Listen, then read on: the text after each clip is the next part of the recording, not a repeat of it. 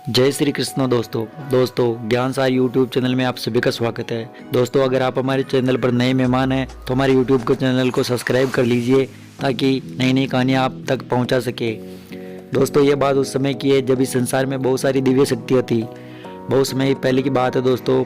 एक छोटी सी चिड़िया थी, समुद्र के किनारे व गड्ढे में घोंसला बनाकर रहती थी। उसने 2 अंडे दिए। वह हर रोज सुबह होते ही अंडों को छोड़कर दाना चुगने चली जाती थी। कुछ दिनों तक सब कुछ ठीक चल रहा था, लेकिन एक दिन की बात है, वह हर रोज की तरह सुबह अंडे छोड़कर दाना चुगने चली गई। शाम होते ही वह जब अपने घोंसले के पास में लौटी तो ना तो उसे उसका घोंसला मिला और ना ही वहाँ पर उसके अंडे मिले। तो वह यह सब कुछ देखकर बहुत उदास हो गई। वह सोच में पड़ गई और इधर उधर देखने लगी।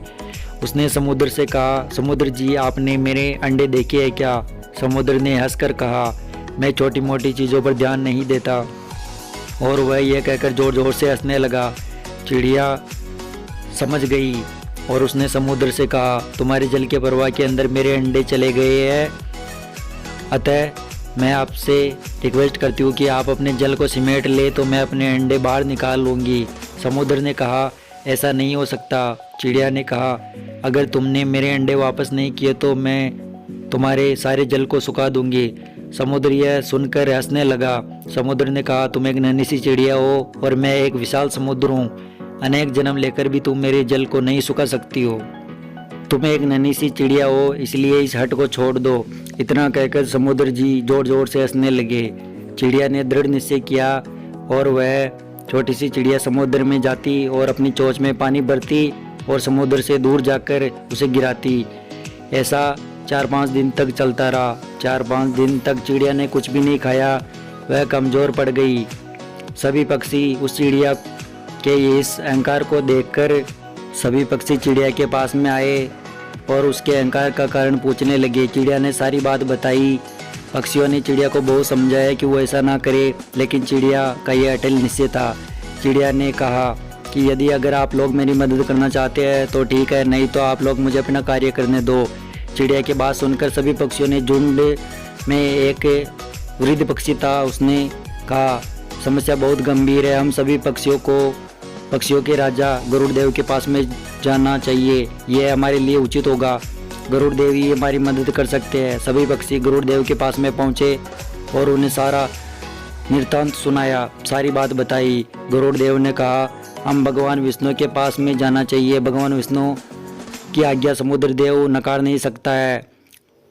गरुड़ देव भगवान विष्णु हरि के पास में गए और भगवान से कहा, हे हरि, भगवान विष्णु आप इस पृथ्वी के ज्ञाता हो, अतः इस पृथ्वी पर एक नन्ही सी चिड़िया है जिसके अंडे समुद्र की लहरों के कारण समुद्र के जल के अंदर प्रवाहित हो गए हैं। अतः उस छोटी सी नन्ही सी चिड़िया ने यह दृढ़ निश्चय किया है कि वो अपने अंडों को प्राप्त करने के लिए समुद्र के जल को सुखा देगी, जो कदापि संभव नहीं है। हे भगवान, आप जानते हैं कि माँ के अंदर अपने बच्चों के प्रति अनंत ममता और प्रेम होता है। हे प्रभु, समुद्र ने अगर उसके अंडे वापस नहीं किए तो एक माँ के अंतरात्मा को ठेस पहुँचेगी।